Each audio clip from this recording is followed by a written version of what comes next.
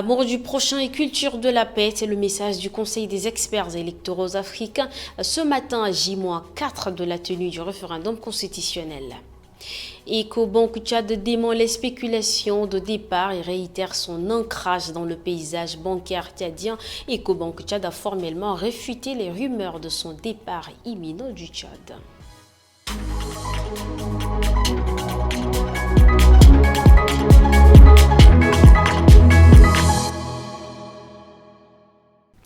Installez-vous bien, mais surtout, bienvenue si vous nous rejoignez. Elle célébrait chaque 10 décembre de l'année l'anniversaire marquant la Déclaration universelle des droits de l'homme, un document fondateur qui a proclamé les droits inaliénables de chaque individu en tant qu'être humain, sans distinction aucune, notamment de race, de couleur, mais de sexe. Dans ce cadre, le président de la Commission nationale des droits de l'homme CNDH, Mahamadou Nouri Bédou, a fait une déclaration ce matin à son cabinet en extrait. Depuis 1948, elle a été et continue à juste titre la plus importante et la plus influente de toutes les déclarations de l'ONU, ainsi qu'une source d'inspiration fondamentale pour ce qui est des efforts entrepris sur le plan national et international en vue de promouvoir et de protéger les droits de l'homme et les libertés fondamentales.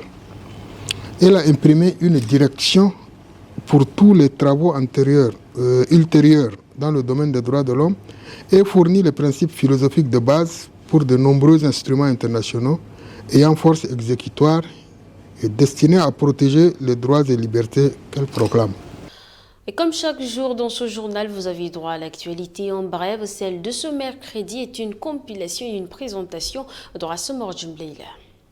Ouvrons l'actualité en bref de ce mercredi par cette information dans un article publié dans ses colonnes ce 13 décembre 2023. Africa Intelligence informe qu'à travers l'échec de la médiation qatari, le gouvernement du Tchad, afin de faire avancer son programme de désarmement, démobilisation et réintégration prévu par l'accord de Doha, multiplie les contacts auprès de l'Union européenne. Bien qu'elle suscite l'intérêt de certains États membres, l'initiative a cependant peu de chances d'aboutir, souligne AI.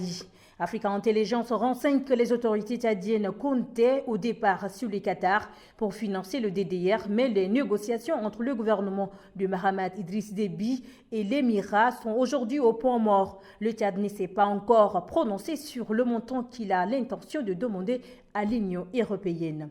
Ecobank Tchad a formellement refuté les rumeurs de son départ imminent du Tchad selon un communiqué de presse publié ce 13 décembre. Les allégations qui ont émergé suite à la saisie et la vente aux enchères publiques de son siège à N'Djamena se fondent sur un différend judiciaire où la banque s'est dit injustement impliquée. La filiale du géant bancaire panafricain, présente dans le pays depuis 17 ans, insiste sur le fait qu'elle respecte les normes d'éthique et de conformité les plus strictes dans ses opérations.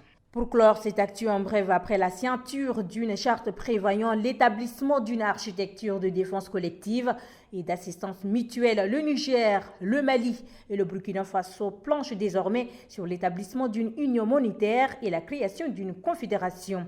En plus du domaine sécuritaire, notre alliance doit évoluer dans le domaine politique et dans le domaine monétaire, a déclaré le président du Niger, Abdourahmane Tiani. Ouvrons à présent le chapitre du référendum constitutionnel, sinon de la campagne. Le Haut Conseil des experts électoraux africains a adressé un message de sensibilisation à la paix et invite les Tchadiens aux urnes en mettant l'accent sur l'amour du prochain en cette période de transition. Le dit Conseil s'est réuni ce mercredi 13 décembre au Musée national. Les détails d'Emedou Linassou. C'est dans le cadre du référendum constitutionnel prévu pour ce 17 décembre que le Haut Conseil des experts électoraux africains ont par une note invité les Tchadiens aux urnes tout en les sensibilisant à exercer l'amour envers leurs prochains. Nous vivons dans une société où chaque action que nous posons a un impact sur les autres. Oui, absolument. L'unité est en effet l'affaire de tous. Lorsque nous parlons d'unité, nous faisons référence à un état de solidarité, de coopération et de compréhension mutuelle entre les individus, les communautés ou les nations. L'unité favorise la paix, la collaboration et le progrès, tandis que la division crée des conflits et des obstacles à notre développement collectif. L'unité nationale dépend selon eux du choix des Tchadiens d'ici ce 17 décembre. Aujourd'hui, nous sommes en phase des élections référendaires. Et pour cela, il va falloir que les Tchadiens regardent dans une même direction. Il faut noter que voter, c'est exprimer ses droits. Car choisir, c'est abandonner. Choisir, c'est choisir librement. C'est le seul outil et moyen par lequel l'homme s'exprime librement sans contrainte. Car chaque personne qui opère un choix par le biais d'un scrutin le fait de façon individuelle et personnelle.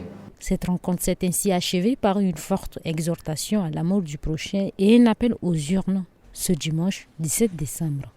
Issa Doubrain, chef de la mission pour le oui au référendum constitutionnel, province du Mandoul, est à Goundi, à environ 80 km de Koumbra. Cette mission s'inscrit dans le cadre de la campagne référendaire qui tire à sa fin.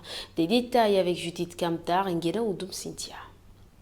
Chaleureusement accueillis par les autorités administratives et traditionnelles ainsi que les jeunes de la localité de Mandoul, Issa Doubrain sensibilise non seulement la population à voter oui, mais aussi explique ce que c'est que l'État unitaire. La majorité des partis politiques tchadiens, de la société civile, tous ceux qui sont réalistes pensent qu'il faut voter le oui. Est-ce que Goundi va rester à l'écart? Est-ce que Goundi va rester à l'écart? Bon, mais si vous n'allez pas rester à l'écart, vous allez faire quoi? Vous allez voter quoi? Vous allez... Mais j'ai pas vu le oui, moi j'ai pas vu le oui. Vous allez voter quoi? Levez le oui, levez le oui, levez le oui, levez le oui, s'il vous plaît. Dans les derniers virages de cette campagne qui a débuté le 25 novembre, cet ancien ministre de l'économie a jugé utile de convaincre les siens de voter en faveur du oui pour un État unitaire. Référendum constitutionnel, les transformateurs tentent de convaincre Kélo à voter oui. Kélo, ville de la province de la Tandilé, a accueilli le 12 décembre le 6e meeting du parti Les Transformateurs et c'est toujours dans le cadre de la première partie de la caravane nationale du dit parti. Sur des branches d'arbres, des murs des habitants de Kélo et des localités environnantes s'assurent d'être présents au meeting des transformateurs. Dans un calme relatif, ils suivent les différentes interventions qui apprécient toute leur mobilisation et esprit de résilience dans les moments difficiles qu'a traversé le parti. Plus longue, l'intervention du président des transformateurs, Dr Succès Masra, sur la constitution proposée par le gouvernement au référendum du 17 décembre se veut pédagogique.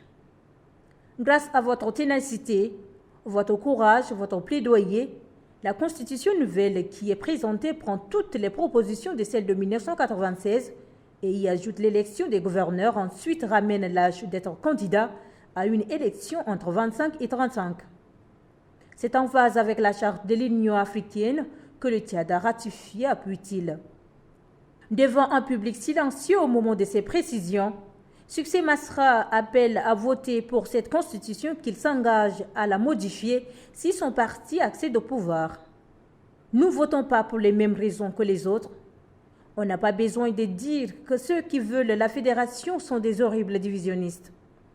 Pour vous demander de voter pour une constitution, on n'a pas besoin de vous infantiliser, tente-t-il de convaincre, en ajoutant que la réconciliation avec les autorités de transition intervenues après l'accord de Kinshasa ne signifie ni la capitulation, ni l'abandon des projets des sociétés des transformateurs. La mission de la coalition pour le oui au référendum constitutionnel dans la ville de N'Djamena est arrivée dans le 4e arrondissement ce 12 décembre. Le mot d'ordre ne change pas, œuvrer pour un oui massif au référendum prochain. Junior Bikoutou. Doucement, mais sûre d'elle, la mission de la coalition pour le oui au référendum constitutionnel dans la ville de N'Djamena avance vers son but qui est d'amener les N'Djaménois à choisir massivement le oui le jour du vote référendaire. Ce mardi, c'est dans le 4e arrondissement que la mission s'est posée et son discours ne change pas pour faire voter le oui afin que vive l'État unitaire car notre pays est indivisible et l'État unitaire est le garant de l'uniformité des législatives et de l'efficacité dans la prise de décisions nationales, soutient Haroun Ramad, maire du 4e arrondissement, par ailleurs sous-directeur de campagne de la commune du 4e arrondissement, qui ajoute que dans sa circonscription, 90% des cartes d'électeurs sont déjà retirées. Tour à tour, les alliés du mouvement patriotique du salut dans cette lutte référendaire se sont succédés pour défendre l'État unitaire dans un arabe dialectal. Ces meetings préparent la fin de la tournée de la coalition pour le oui dans la ville de N'Djamena. Et c'est déjà l'occasion pour le chef de mission, Dida Mamar Mahamat, de clamer la victoire de la coalition sur les fédéralistes. Une délégation composée des représentants de la communauté Kotoko s'est rendue à Gaoui. Objectif, sensibiliser la population sur le référendum constitutionnel et l'importance de voter pour le oui lors du scrutin prochain. Les précisions avec Zara Zakhawa Abamey et Rassoumar Jemleila. Après une tournée de sensibilisation pour le oui au référendum constitutionnel dans la ville de N'Djamena et Mani, la délégation de l'association Les Sao Kotoko s'est rendue à Gaoui pour appeler la communauté Kotoko à choisir le oui pour le maintien de la paix et la sécurité au Tchad. Dans cette phase de mutation politique, la forme la plus appropriée est l'État unitaire fortement décentralisé pour consolider l'unité et la réconciliation nationale indispensables pour la coexistence pacifique et le bon vivre ensemble. C'est le sens de l'accord de Doha de politico-militaire pour un Tchad nouveau où il fait bon vivre. Dans cette phase de transition, toute autre forme de l'État à l'heure actuelle ne peut que précipiter le pays dans le chaos et la partition de la République. Disons donc tous ensemble oui et oui. Cette initiative, selon les organisateurs, a permis à la population de Gaoui de comprendre les enjeux de la fédération et les avantages de la forme de l'État unitaire vulgarisée par le gouvernement. C'est avec ces images que nous bouclons cette édition d'aujourd'hui. Merci à vous, chers téléspectateurs, de l'avoir suivi. Prenez soin de vous et à très bientôt. Bonsoir.